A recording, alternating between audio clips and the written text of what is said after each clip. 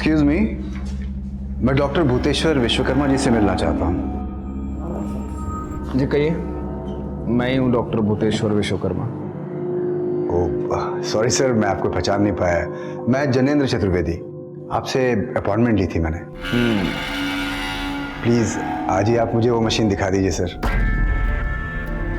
ये वो इन्वेंशन है जिसकी वजह से आप इतनी दूर से आए।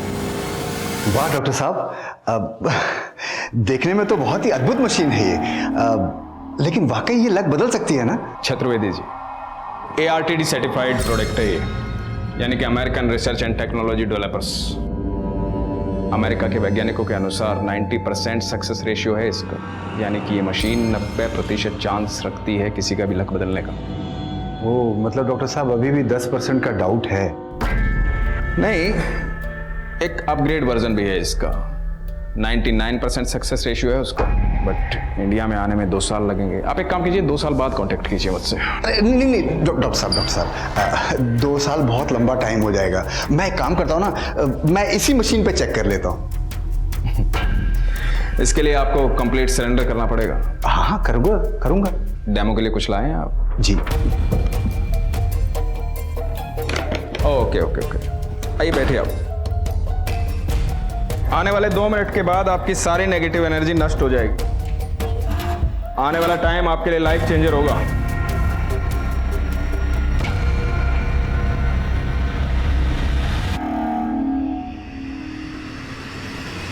Just relax.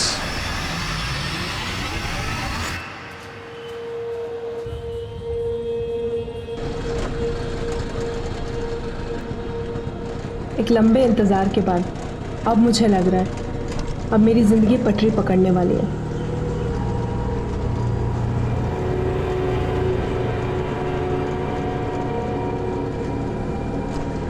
पर कल तक क्यों लगता था कहीं जिंदगी का ये पूरा सफर वेटिंग टिकट पे ही नहीं काटना पड़ जाए। इस सोच की भी कई वजह थी और इन वजहों की भी कई कहानियां थी।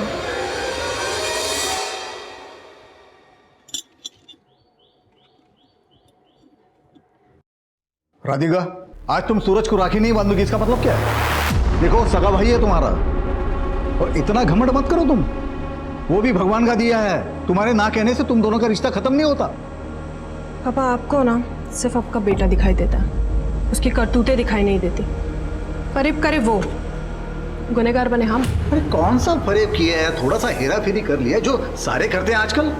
पापा कोई छोटा मोटा फरेब नहीं किया है। जिन गरीब बच्चों को हम चैरिटी के नाम पे पढ़ा रहे थे ना, उसके नाम पे एक फर्जी NGO का अकाउंट खोल लिया है और गलत तरीकों से सरकारी फंडिंग का भी जुगाड़ कर लिया, और अब देखो अय्याशी कर रहा है। अरे तुम इतना गुरगुराओ मत। देखो, तुम्हारी चैरिटी करने से तुम्हें क्या मिलता है? मन का चैन। और मेरे जुगाड़ करने से तुम्हें क्या मिलेगा? सोने की चैन, तुम्हारी राखी का गिफ्ट। लो। मैं तुम्हारी बेईमानी का भागीदार बनना ही नहीं है। अरे तुम पागल हो क्या? तुम सोना फेंक दिया। ये सोना जो है लक्ष्मी जी का आभूषण होता है, पता है?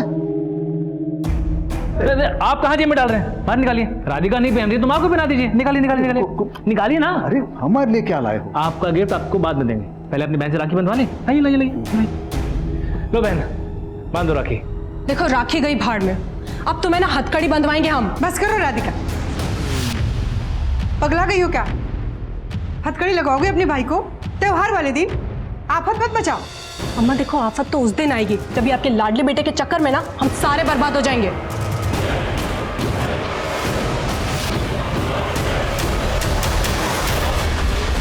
कई बार मजबूरी में हम अपनों की असलियत भी दुनिया से छिपा लेते हैं, लेकिन कई राज हमारे अपने भी तो होते हैं जिन्हें हम किसी से नहीं कहते और अंदर का शोर दबाकर उस पर खामोशी का ढक्कन लगा देते हैं।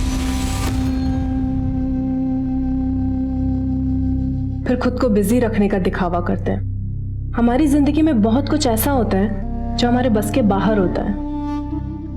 Radhika, my decision is final. I won't change it now. Sir please समझने की कोशिश कीजिए। इतने सारे लोगों को जॉब से निकाल देंगे तो कहाँ जाएंगे वो लोग? जहां जाना है जाएं। मैं अब किसी की कोई मदद नहीं कर सकता। पिछले 1 साल से मेरी कंपनी लॉस में चल रही है, छटाई तो करनी पड़ेगी ना।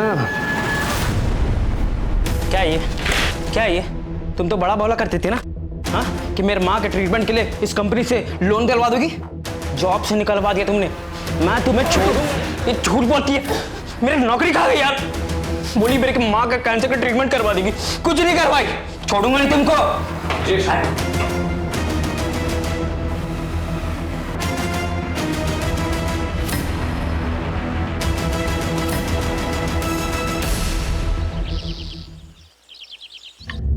अरे पैसा के पेड़ पे उगता है जो हर 2 महीने के बाद पैसा बढ़ाने को बोल देती है?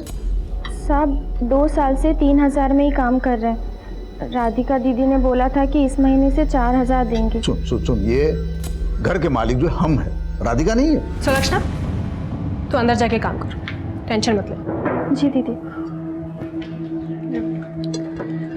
पापा, किसी गरीब की मजबूरी का फायदा उठाते हुए आपको शर्म नहीं आती?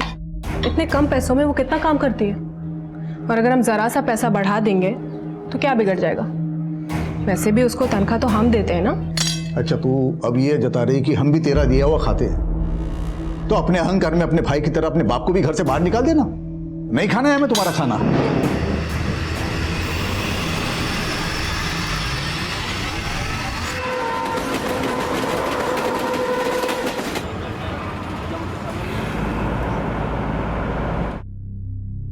अगर आप सोचते हैं आप स्वाभिमानी हैं तो मान लीजिए, लोग आपको अभिमानी ही समझेंगे।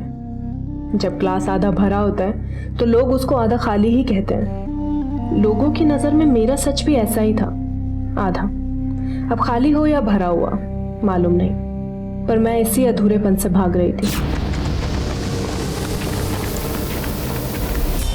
और जब भी कोई सच हमारे अंदर ही मर जाता है तो वो हमें जिंदगी भी अधूरी ही देता है, और मौत भी अधूरी।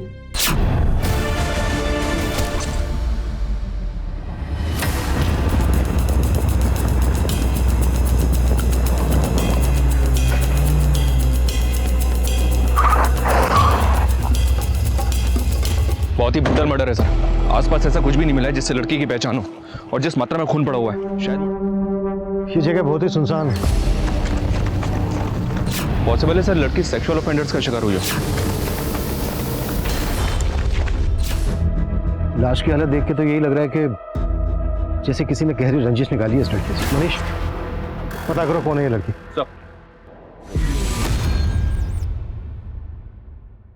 सर पोस्टमार्टम के अकॉर्डिंग लड़की के लोअर एब्डोमेन पे मल्टीपल स्टैबिंग की गई है। रेप के कोई साइन नहीं है, लेकिन उसका यूट्रस पूरी तरह से डैमेज्ड है। और सर लड़की की उंगलियां भी पूरी तरह से डैमेज्ड है, जिसकी वजह से बायोमेट्रिक्स के जरिए उसकी पहचान पता करने में प्रॉब्लम हो रही है। सर कहीं ऐसा तो नहीं कि यूट्रस को निकालने की कोशिश की गई हो, शायद ऑर्गन ट्रांसप्लांटेशन के पर्पज से? नहीं मनीष, लाश की हालत देख के तो यही लग रहा है कि किसी ने अपनी गहरी रंजिश निकाली है। ये काम किसी मानसिक रोगी का भी हो सकता है।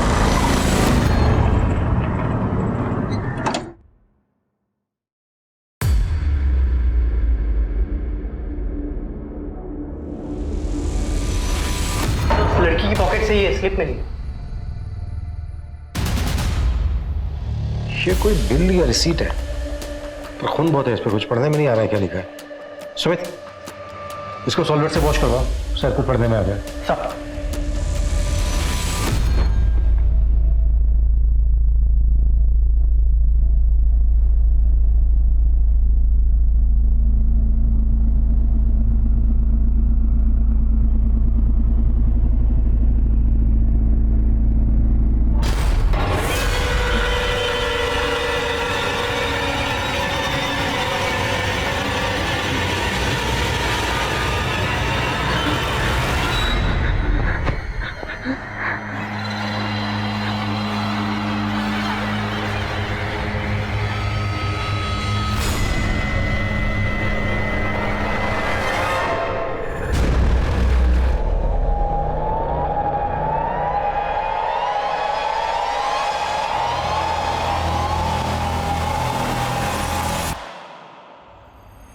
ये लखनऊ के एक यूनिसेक्स सैलून का बिल है।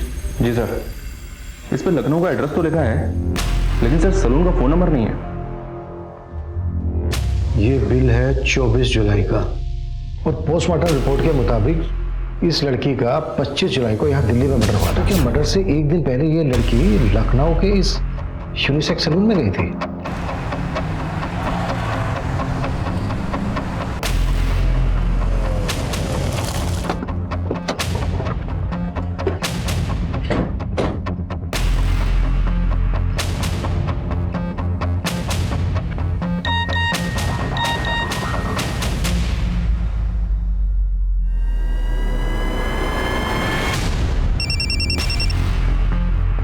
हाँ मनीष, फोटो मिला मुझे। सर वो फोटो मैंने यूनिसेक्स सैलून के बाहर के सीसीटीवी से लिया था।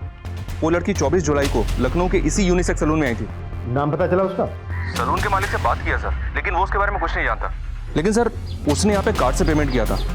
उसके क्रेडिट कार्ड की डिटेल्स मैंने निकलवा ली हैं। बहुत जल्द पता चल जाएगा कि वो कार्ड किसके नाम पे इशू हुआ था। तुम लड़की का नाम एड्रेस पता करो, मैं निकलता हूँ लखनऊ के लिए।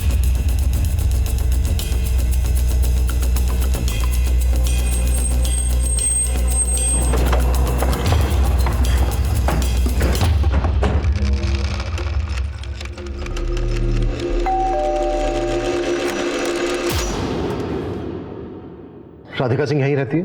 हाँ जी, बेटी है हमारी। आप लोग कौन? Inspector Abhimanyu Jindal, Delhi police. Delhi police? आइए ना, आइए अंदर आइए। आपको इंस्पेक्टर त्रिपाठी जी ने भेजा है क्या? इंस्पेक्टर त्रिपाठी? हाँ, वो कासगंज वाले, उन्हीं के पास राधिका की गुमशुदगी की रिपोर्ट लिखवाई थी।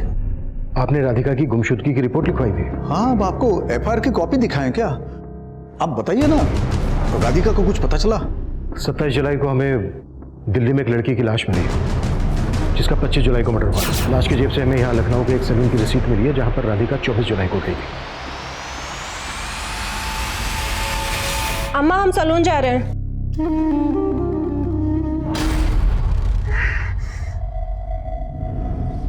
क्या ये राधिका है? फोटो में चेहरा साफ नजर नहीं आ रहा है, लेकिन हमारी राधिका तो कानपुर गई थी। आपको लाश दिल्ली में मिली है ना? कानपुर?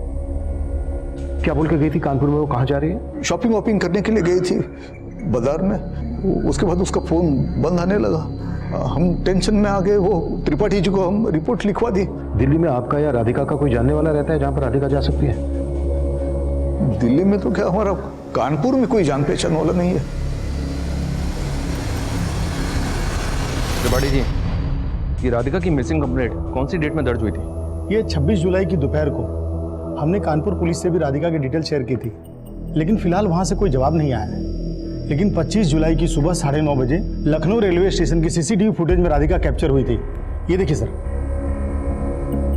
वो प्लेटफॉर्म नंबर 7 पे देखी गई थी जहां से उसने कानपुर जाने वाली ट्रेन पकड़ी थी। सर राधिका ने 25 जुलाई से 3 से 4 दिन की लीव मांगी थी। तो लीव लेकर वो कहाँ जाने वाली थी? कुछ बताया था उसने? ये तो नहीं बताया, लेकिन कुछ पर्सनल काम था ये बताया था। फिलहाल हमें ऐसी कोई इन्फॉर्मेशन नहीं मिली है कि 25 जुलाई को राधिका को कानपुर में कहीं देखा गया। आप लोग अच्छे से याद करने की कोशिश कीजिए। शायद राधिका कानपुर की किसी जगह का नाम आपसे बोल के गई हो जहाँ वो जाने वाली है। किसी मार्केट वगैरह का नाम लिया हो उसने? नहीं, तो वो सिर्फ इतना ही बोल के गई थी कि वो कानपुर शॉपिंग के लिए जा रही है, शादी की शॉपिंग। राधिका को जिस ढंग से मारा गया है उससे तो यही लगता है कि राधिका की जिंदगी में सब कुछ ठीक ठाक नहीं था। किसी पे शक है आप लोगों को? बाबूजी, अम्मा, आप सोच कर रहे हैं? सर को बताइए ना। मुझे उसी पे शक है, वही है, मैं बता रहा हूँ। किसकी बात कर रहे हो तुम? विजय दोस्त था राधिका का। राधिका? विजय, अंदर कहाँ घुस रहे तुम? राधिका से मिलने आए हम। नहीं मिल सकते तुम राधिका को। नहीं, कायब एक बात कान खोल के सुन लो। तुम हमारे नाम राशि के ना होते तो अभी के अभी हमारे बेटे को बोला गया ना, तुम्हारे कुंडली बिगाड़ दिए होते। निकल जाओ यहाँ से। कल जी ऐसा है, हम भी आपसे प्यार से कह रहे हैं, हम आए हैं राधिका से मिलके जाएंगे। राधिका क्या बात करनी है? हाँ देखो, हमने तुम्हें साफ साफ बोल दिया था पहले ही, हम बद्री जी से शादी कर रहे हैं। हमें पता तुम हमसे भी प्यार करती हो। निकलो। अरे बता दे रहा तुमको बद्री जी से शादी करेंगे करके। निकल जाओ। रहता कहाँ है विजय?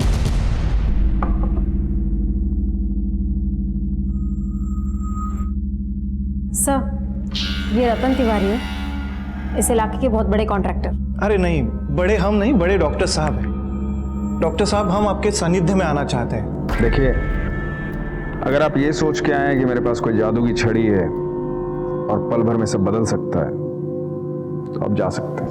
नहीं नहीं, हम अंधविश्वासी नहीं हैं। हाँ, लेकिन आपके विज्ञान का अनुभव करना चाहते हैं डॉक्टर साहब। डेमो के लिए कुछ लाए हैं? जी बिल्कुल।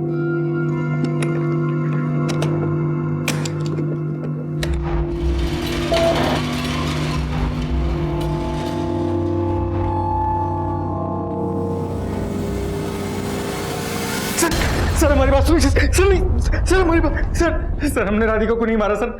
सर राधिका के घर वाले झूठ बोल रहे हैं सर। सर हम प्यार करते थे राधिका को, वो भी हमसे शादी करना चाहती थी। पर राधिका ने तो तेरे साथ अपना रिश्ता तोड़ दिया था। तोड़ दिया था सर, लेकिन हम बचपन से एक दूसरे को चाहते थे। वो अच्छा खासा कमा रही थी, हम जॉबलेस थे, हमारा टेम्परामेंट मैच नहीं होता था। वो फ्रस्ट्रेट हो गया, हमने उसको एक दिन कुछ बोल दिया, वो बुरा मान गई सर। राधिका हमारी बात सुनो ना, Radhika please please please Radhika, हम तुमसे प्रॉमिस कर रहे हैं हम दोबारा ऐसा कभी नहीं करेंगे। हमें तुमसे कोई बात नहीं करनी है। सर हमें तो लगता है कि उसका बाप और भाई मिलकर उसे हमारे खिलाफ भड़का रहे थे, क्योंकि वो उसकी शादी किसी और आदमी के साथ कराना चाहते थे। और ये बात तेरे से बर्दाश्त नहीं हुई, इसलिए तूने राधिका को। सर हमने राधिका को नहीं मारा सर, अगर हमको खुंदक थी ना तो उसके बाप और भाई से थी। एक नंबर के लालची लोग हैं वो, और इसी लालच की वजह से उसकी शादी एक बड़े उम्र के आदमी के साथ करा रहे थे सर वो।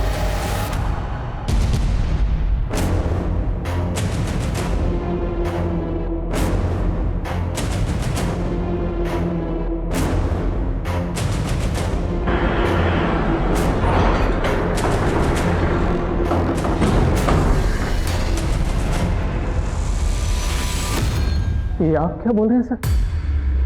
राधिका का मर्डर कैसे?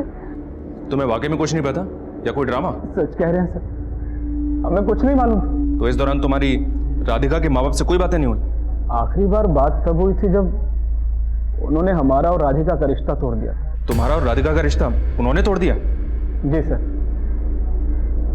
वो हमसे बोले कि राधिका हमसे शादी नहीं करना चाहती, पर सर हमें विश्वास नहीं हुआ। हम खुद राधिका से मिलके इसकी वजह जानना चाहते, लेकिन उसका फोन बंद पड़ा। तो जब तुम्हारी राधिका के साथ फोन पे बातें होती थी तो मुलाकातें भी होती होंगी? सर हमें तो लगा था कि हमें जिस लड़की की तलाश थी वो हमें मिल गई, और हमने कभी सोचा भी नहीं था कि राधिका इस रिश्ते से नाखुश होगी। हमने कभी कल्पना भी नहीं की राधिका को इतना बुरा अंत मिलेगा।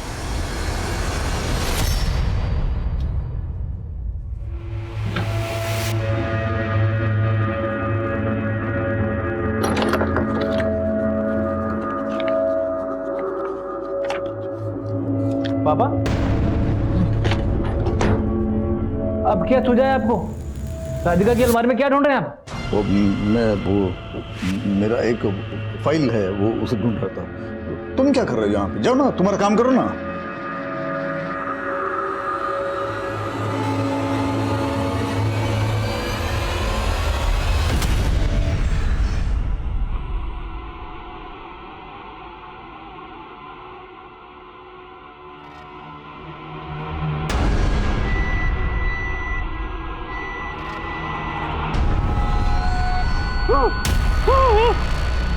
ये कहाँ आ गए हम?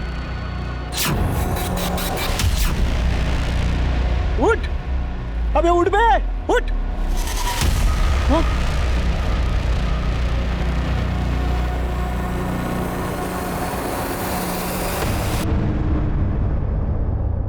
ये लक मशीन हमारा लक बदल रही है नीलू। सही बोला। देखो इस बार तो हमने जम के माल लूटा है। 25 जुलाई को राधिका का फोन लखनऊ से दिल्ली की तरफ ट्रैवल हुआ था, और 25 जुलाई की शाम को तकरीबन 6 बजे उसका फोन स्विच ऑफ हुआ था रेठाला में। और सर यही वो जगह थी जहां में राधिका की लाश मिली थी। राधिका ने 25 जुलाई को लखनऊ स्टेशन से वेद शक्ति ट्रेन ली, जो कानपुर पहुंचती है 12:10 पर, दिल्ली पहुंचती है 4:45 पर, और उसी शाम 6 बजे रेठाला में उसका फोन स्विच ऑफ हुआ। इस लिहाज से तो सर कोई गुंजाइश नहीं कि राधिका कानपुर में उतरी हो। लेकिन राधिका अपने घर वालों से तो यही कह के गई थी कि वो कानपुर जा रही है, लेकिन गई दिल्ली। तो क्या राधिका ने अपने घर वालों से झूठ बोला था? लेकिन किस मकसद से? क्या राधिका का दिल्ली में कोई जानने वाला होगा?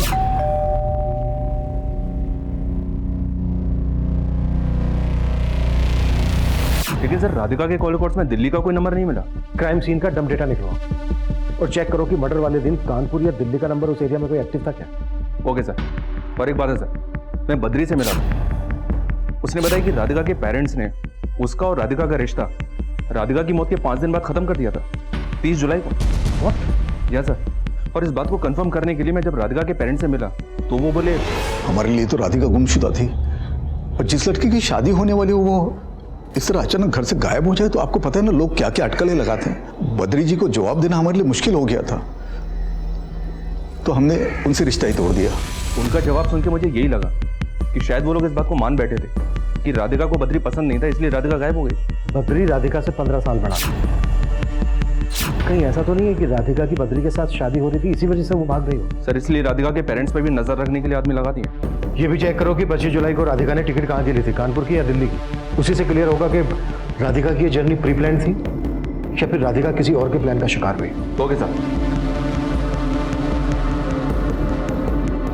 ट्रेन रिजर्वेशन चेक करने के साथ पुलिस दिल्ली रेलवे स्टेशन से लेकर राधिका के मर्डर स्पॉट रिठाला तक के बीच के एरियाज के कई सीसीटीवी स्कैन कर रही थी। ऑटो और टैक्सी चलाने वालों से भी लगातार पूछताछ की जा रही थी। क्राइम सीन के एरिया का डम डाटा निकाला जा रहा था और वहीं लखनऊ में पुलिस राधिका से जुड़े हर शख्स पर नजर रख रही थी।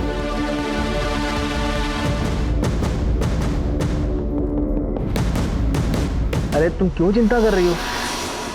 आता हूँ ना मैं। अरे कुछ दिन अम्मा को संभालूं, फिर आता हूँ। अम्मा को बाद में संभाल, पहले तो आपको समझ चाहते दी, हमको चुना लगा दिया। बाबा क्यों इतना गुर्रा रहे हो? फिर क्या चूल्हा कट्टा लगा रखा है? ये आरव कौन है? कौन आरव? वही आरव जिसके नाम राधिका का जमीन होगी, जो जमीन कायदे से हमारे नाम पे होनी चाहिए थी। तुम पहले ही उंडी मार दिया। क्या बात कर रहे हो आप? ए नौटंकी, हमको मत घुमाना। हम जानते हैं तुम्हारा षड्यंत्र है। ये आरव तुम्हारा चमचा है जो तुमको जमीन का पैसा दिया है। आप पकड़ा गए हो क्या? हम आरव बारव को नहीं जानते हैं।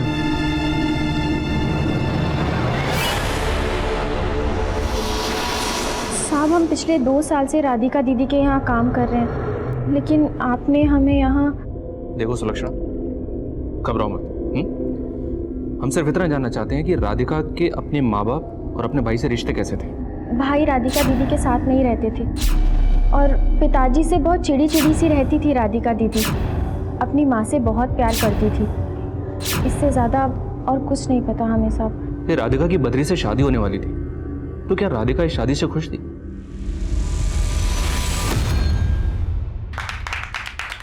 साहब, जब हमने बद्री जी को पहली बार देखा था तब हमें यही लगा था कि राधिका दीदी किसी के दबाव में आके शादी के लिए राज़ी हुई है, और इस बारे में हमने राधिका दीदी से बात भी की थी और वो बोली, सुलक्षणा, अब हमें खूबसूरत चेहरे की नहीं बल्कि सुकून की तलाश है। लेकिन दीदी वो आपसे उम्र में बहुत बड़े हैं। बड़े अच्छे इंसान हैं वो, और मुझे यकीन है कि मैं बद्री जी के साथ बहुत खुश रहूंगी। और साहब, राधिका दीदी का जवाब सुनकर हम खुद हैरान रह गए।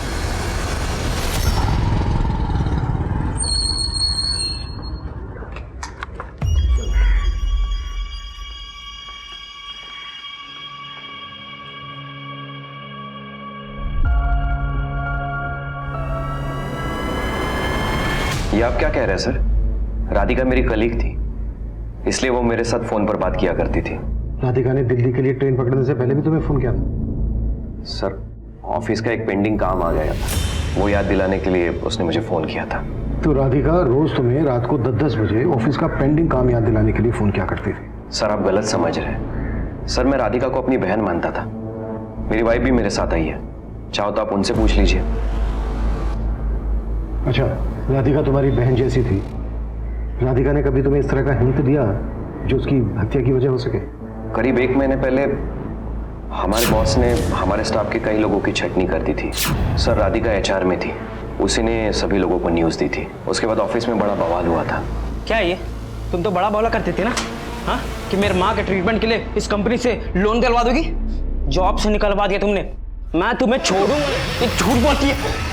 सर, जॉब से तो बॉस ने निकाला था, लेकिन तकलीफें राधिका को झेलनी पड़ी थी। तो तुम कहना चाह रहे हो कि राधिका का हत्यारा उन्हीं एम्प्लॉयज में से कोई है जिनको राधिका ने जॉब से निकाला था?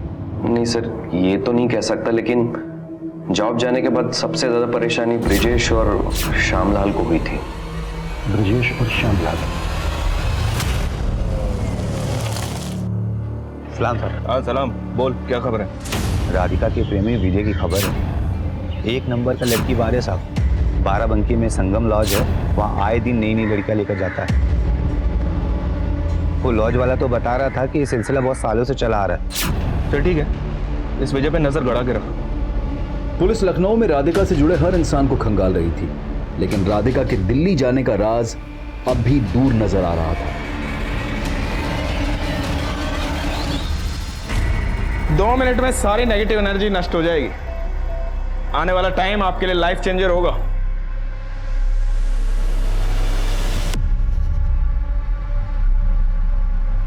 Just relax. कितने पैसे? बहुत पैसे हैं। सारे पैसे। अरे इसका मशीन तो बंद कर, मर जाएगा।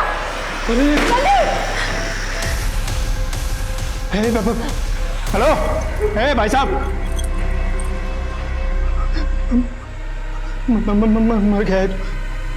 मर गया। सर हमने कुछ नहीं किया सर। सर क्या हमको बार बार उठा लाते हैं सर आप लोग। अभी तो उठा उठा के कुटेंगे भी अगर तूने सच नहीं बोला था। सर सब कुछ तो बता दिया आपको। सब कुछ, लेकिन तूने ये 3,40,000 रुपए का हिसाब नहीं किया अभी तक, जो राधिका के अकाउंट से तेरे अकाउंट में ट्रांसफर हो रहे थे किश्तों में। कभी 20,000, कभी 30,000 और एक बार तो सीधा 1.5 लाख। क्यों पैसे ले रहा था राधिका से? मदद के नाम पे हम उधार पैसे ले रहे थे राधिका से। उधार ले रहा था या फिर ब्लैकमेल कर रहा था राधिका को? सर नहीं सर, ब्लैकमेल नहीं कर रहे थे सर। सर कसम खा के बोल रहा हूँ, हमको बहुत प्यार करती थी। यार अभी तक कितनी प्रोस्टिट्यूट के साथ सोया है तुझे याद भी है? इसलिए मारा ना तूने राधिका को क्योंकि उसने तुझे पैसे देने बंद कर दिए थे? मानते कि हमने उसको धोखा दिया था, लेकिन मारा नहीं है उसको। राधिका तुम यहाँ क्या कर रही? कहाँ है वो? कौन कहाँ है वो? राधिका देखो ड्रामे मत करो, मैंने देखा है किसी को। किसको देखा है तुमने? क्या बात कर रही हो राधिका? कहाँ छुपा है उसको? सर इसी वजह से उसने हमारे साथ रिश्ता तोड़ दिया था। हम बस उसको मना के अपनी जिंदगी में वापस लाना चाहते थे बस, लेकिन हमने उसको मारा नहीं है सर।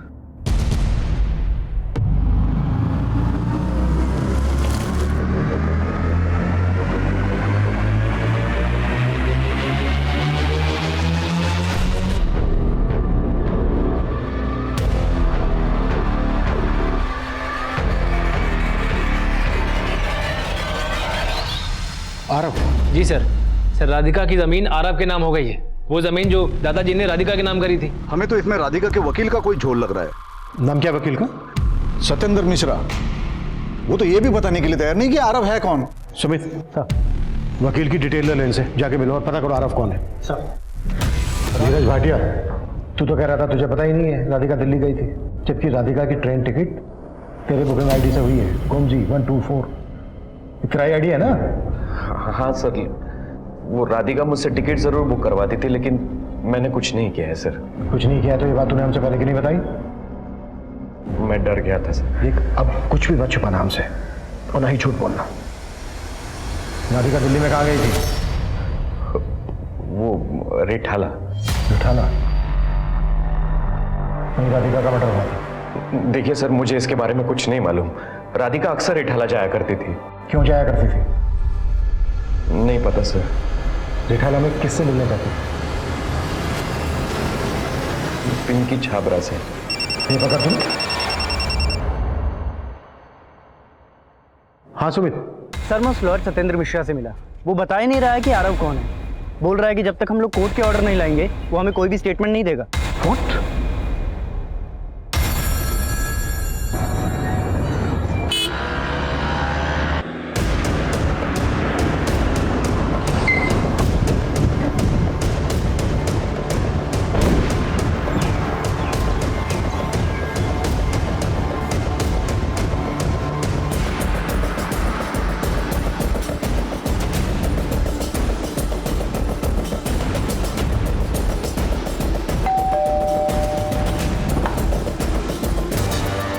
पिंकी छाबड़ा।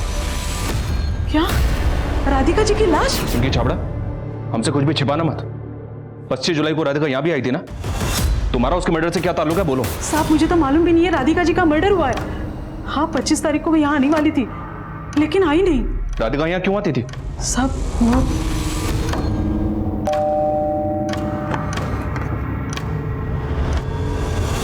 आरव कैसा है पिंकी जी? एकदम मस्त है। आरव देखो कौन है आपसे मिलने। आरव की मम्मा आ गई आरव के पास। तो इस बच्चे का नाम आरव है और ये राधिका का बेटा है? जी साहब। राधिका को तुम कैसे जानती हो और इस बच्चे का बाप कौन है?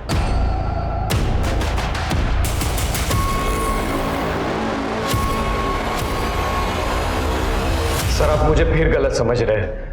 सर मैं राधिका को बहन मानता था, वो बच्चा मेरा कैसे हो सकता है? जब से वो बच्चा आरव पैदा हुआ पिंकी के पास रह रहा है। और पिंकी ने हमें बताया कि वो राधिका से तेरे थ्रू मिली थी। सर बिना शादी के राधिका को मां बनना पड़ा था। वो अपने बच्चे को साथ में नहीं रख सकती थी, इसलिए मैंने उसे बहन समझकर उसकी मदद की थी। घुमा मत हमें। राधिका ने तुझे ये बता दिया कि वो मां बनने वाली है और ये नहीं बताया कि उसके बच्चे का बाप कौन है। मुझे उससे ये तब पता चला जब वो मां बन चुकी थी। सर उस दौरान वो 6 महीना हमारे दिल्ली ब्रांच में शिफ्ट हो गई थी, तब मुझे उसका पर्पस पता चल गया। सर वो अपने बच्चे की देखरेख के लिए किसी को ढूंढ रही थी, तब मैंने उसे पिंकी के बारे में बताया था। राधिका की बद्री के साथ शादी होने वाली थी।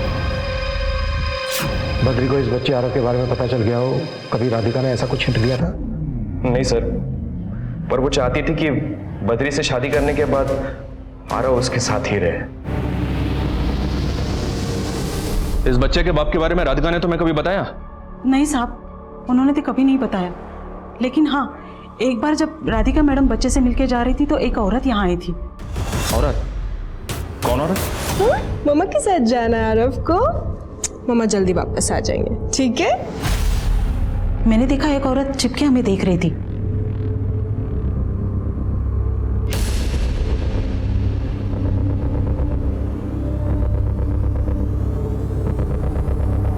राधिका मैडम जाने के बाद वो यहाँ आई और राधिका मैडम और बच्चे के बारे में पूछने लगी। वो औरत थी कौन? पता नहीं साहब। उस औरत का स्केच बनवा सकती हो? जी साहब। वो औरत कौन है जो राधिका के बारे में जानकारी ले रही थी? उसको अभी तक कुछ पता नहीं चला था। और ना ही पिंकी ये बता रही है कि आरव का पिता कौन है। वो औरत राधिका के मर्डर के पीछे हो सकती है।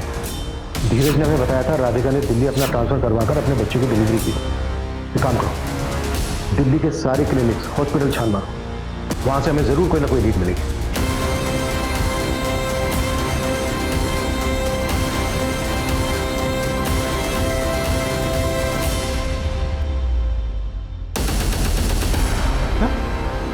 आरव राधिका का बेटा है? ये कैसे हो सकता है? ये झूठ है। देखिए, हमें राधिका के कलीग धीरज और इस औरत पिंकी ने यही बताया कि आरव राधिका का बेटा है। ये है पिंकी, जानते हैं आप इसको? नहीं, इसको नहीं जानते हम। पिंकी ने हमें बताया कि यह औरत राधिका और उसके बेटे आरव के बारे में पूछताछ करने आई थी। इसको जानते हैं? नहीं, इसको भी नहीं जानते हम।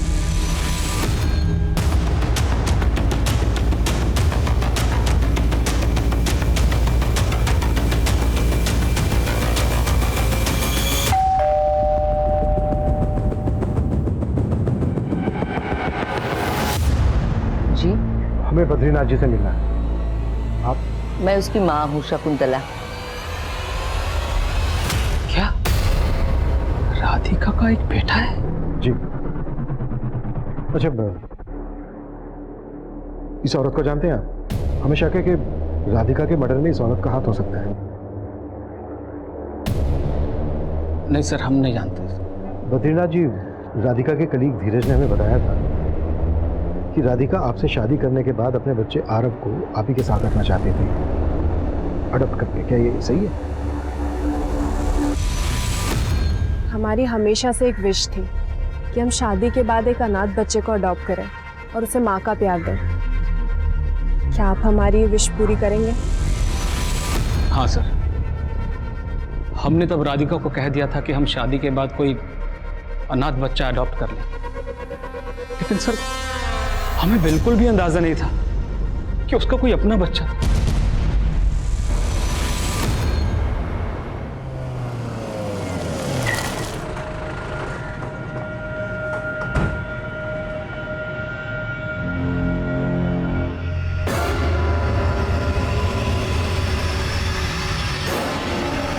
सर राधिका और मेरे बीच में कोई अफेयर नहीं था।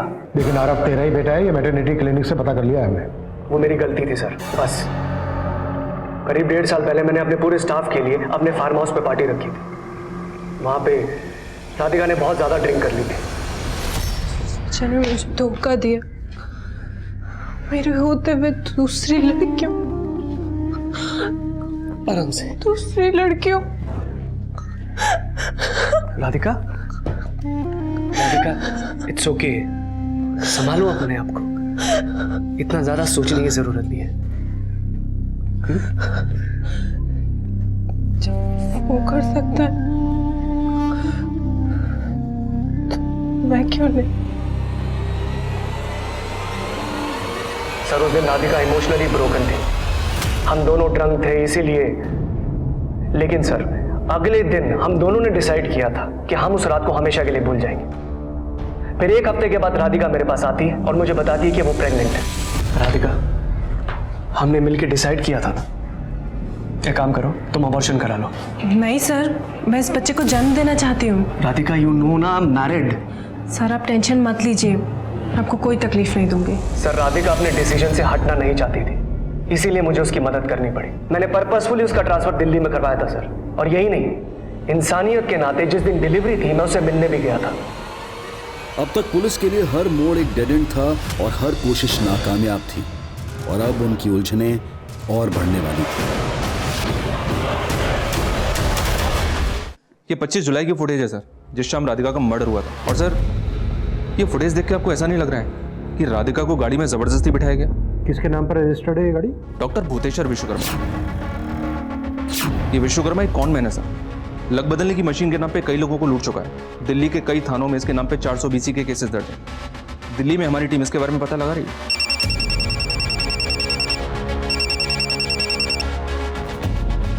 बोलिए बद्रीनाथ जी।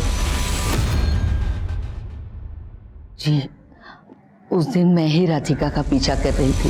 उस वक्त मैं भी दिल्ली में ही थी, अपनी भांजी से मिलने गई थी, और उसी सोसाइटी में मैंने राधिका को देखा। इसलिए मैं उसके बारे में पूछताछ करने के लिए वहां गई। और सर, मेरी माँ ने सिर्फ उत्सुकता में राधिका का पीछा किया था, उसकी हत्या में इनका कोई हाथ नहीं।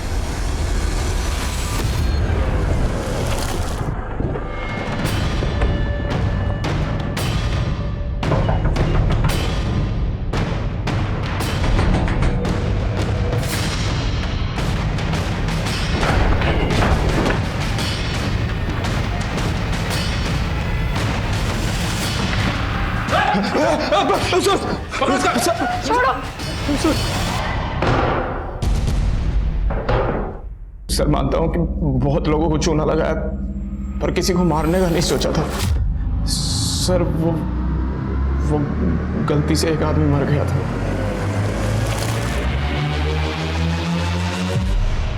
किसी ने लाश डंप करते हुए हमारा वीडियो बना लिया था, फिर उस आदमी ने हमें धमकी दी। हेलो सुन, अगर तू चाहता है कि ये वीडियो पुलिस के हाथ ना लगे तो एक काम करना होगा। सर उसने हमें ब्लैकमेल किया सर, इसलिए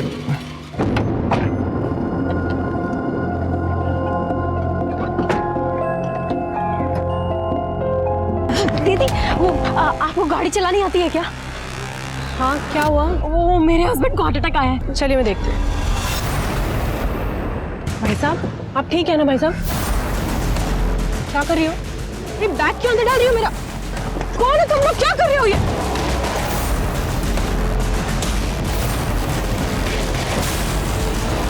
अरे पकड़ इसको, पकड़।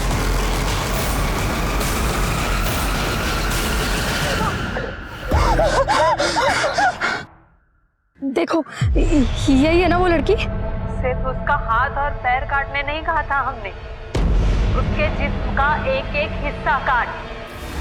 वो था कौन जिसे तुम लोगों से ये सब करवाया?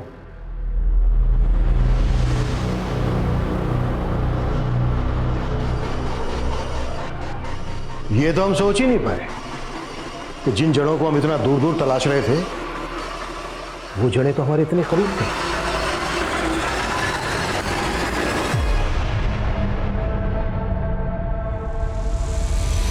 तो क्या सोचा था बे?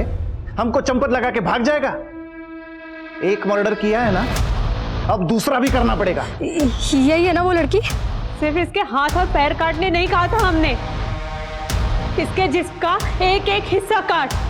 इतनी नफरत? ऐसा भी क्या बिगाड़ा था राधिका ने तुम दोनों का? उसने हमसे हमारा पति छीन लिया था। आए दिन धीरज उसके साथ फोन पर ही चिपके रहते थे। हेलो, हाँ राधिका, हाँ तुम्हारी दिल्ली की 25 जुलाई की टिकट बुक करवा दी है। अरे अरे थैंक यू किस बात का, तुम भी ना। चलो टेक केयर, बाय। और भी पता चला कि दिल्ली में उनका बच्चा भी पल रहा था। रतन भैया को बताए हम, इनका भी खून खोला और निकाल ली हमने भड़ास। अब मेरी सुनो तुम दोनों। धीरज राधिका को सच में अपनी बहन मानता था, और वो बच्चा धीरज का नहीं किसी और का था।